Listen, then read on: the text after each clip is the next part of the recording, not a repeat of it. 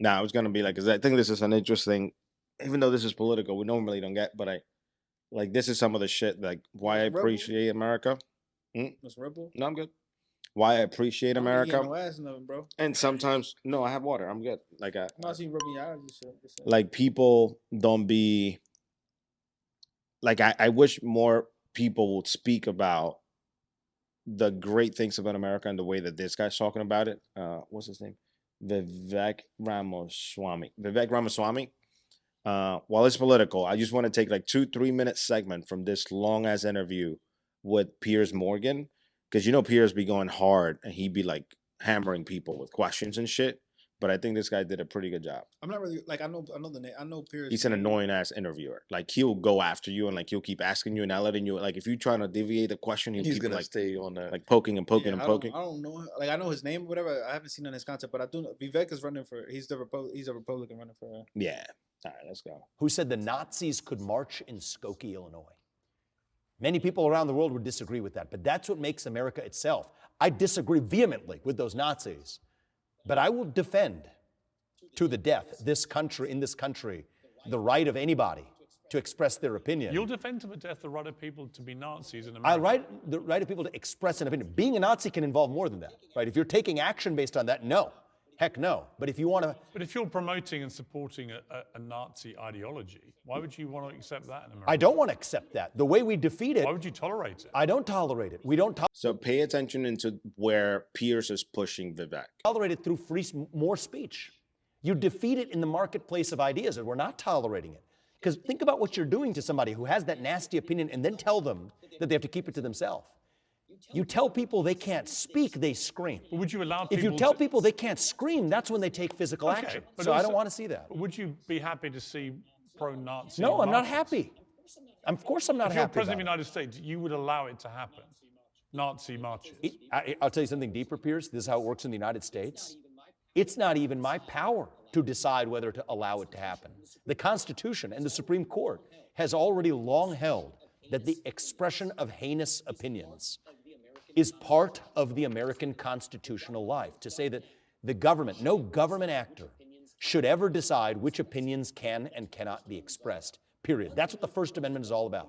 Once we lose that, once the government can decide which ideas can and cannot be expressed, that's the ballgame. And I've been the major defender of this from a right-wing perspective for years, right? Saying that conservatives should be allowed to... I think that's what a lot of people don't understand, that you can't pick and choose with shit, because a lot of people see it like, they look at it morally like, damn, it's fucked up that you shouldn't be allowed to like just publicly express any form of hatred towards any other human for any reason like that. That shouldn't be something that's publicly expressed. But at the same time, it is true though what he's saying, because it's like once you give them an inch, they gonna take a mile. Like we've seen that throughout history. Once any little thing they take from us, we aren't getting that back, and they taking that plus more. True. So it's like we gotta uphold it just like the way that it is. Well, I agree with that. With his there's take a on that second. one. He's There's a trying to second. make him. If I'm receiving it correctly, he's trying to make it seem like he's for these actions. He's like, I'm not for the actions. I'm not for silencing them expressing their opinions, even if it's wrong or right. Because I think that's what's become very, very popular. Yes, which it is has. right now, nowadays, it's kind of like, if I don't agree with something, I don't want you to say it. Right. And he's not defending your words.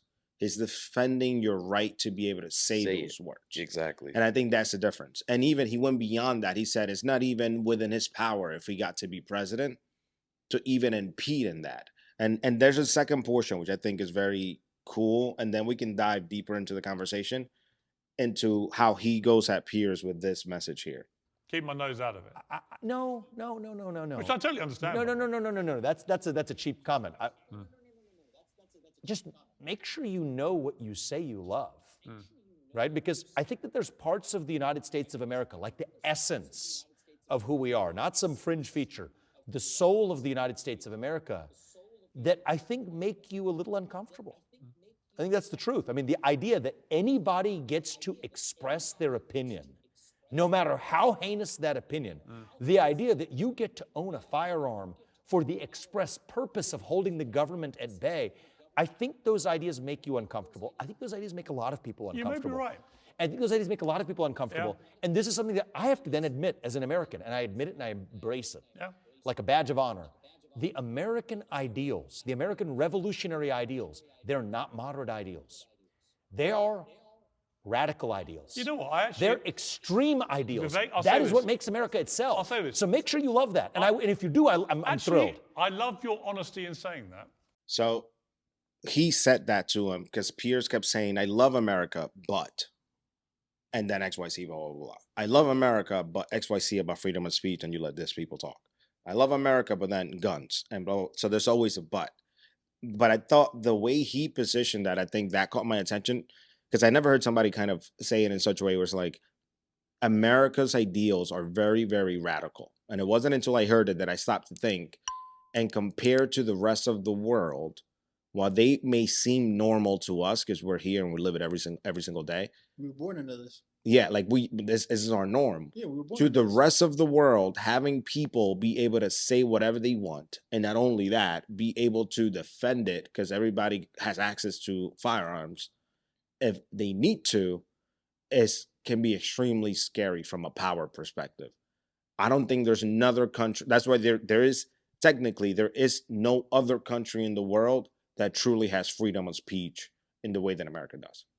Period. And I don't think anybody can tell me. I know people make the argument we have freedom of speech and blah blah blah blah blah blah in any other country, but I think almost in every other country you can get penalized by what you say in some way or another. I mean, here too. The repercussions of what you say are much greater than. Well, penalized by the government. Like the government can take action and like imprison you, put you in jail. Like here, like if you do something that takes action, like you can incite to violence, that can have repercussions. There may be shit that you say that maybe you can be held civilly, but that's between citizens. It's not something where the government can say, because of what you said, I'm going to put you in prison, unless you were literally calling for violence. For here, it's You know what I more mean? so civil punishment rather than government. But the thing about civil punishments is that it's just a citizens versus citizen. It's not you versus the government. Yeah. And I think that's a differentiator, as opposed to where there's countries where you can literally lose licenses or go to jail, or they make you do shaming things. Like in DR, they'll make you go sweep like some public locations. Like that's some shit they love to do. I think that like us, that like we're allowed to talk about whoever we want. Like we can talk about Biden, and I can say he's the worst president ever, and they won't take down our YouTube channel. But if I might have did that in China, they might have packed me the fuck up. Like they might have took our channel down, for example. So, oh yeah. Well, there's no YouTube on China, so No, just to give an example, right? So there's that, but then there's like they can still get you out of it. Fuck.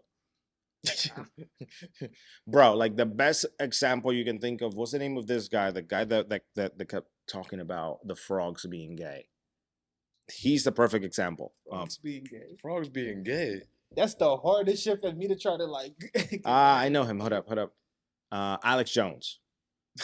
If he's somebody who technically they've been trying to get him out of here, he got sued for whatever many billions of dollars, and he still goes in front of a mic and talks and does what he does. It depends on who you are. That's what my point was. I'm sorry. That's why I used us as an example. I had lost my point. My point was it depends on who you are and what you say, because they got Mr. Maxwell about that cell when now the security guards will sleep. No, none of the tapes work. There was a closed call. You couldn't. Yeah, but that wasn't speech. There was a whole bunch of different things, and then he went to jail for some other shit. But we know what he went to jail for, and they got him out of here. Yeah, but that's some other. That wasn't for freedom of speech. No, I get what you're saying, Like but that's why it depends on who you are and what you're saying. So it's like legally, But his stuff, we can say whatever we want because we ain't nobody, we ain't shit. We on no, you know what I mean? Almost anybody can say whatever they want. What I mean, he wasn't saying. The shit is what he was doing was heinous, and he knew other people that were doing the heinous shit. Yeah, I think that's the difference.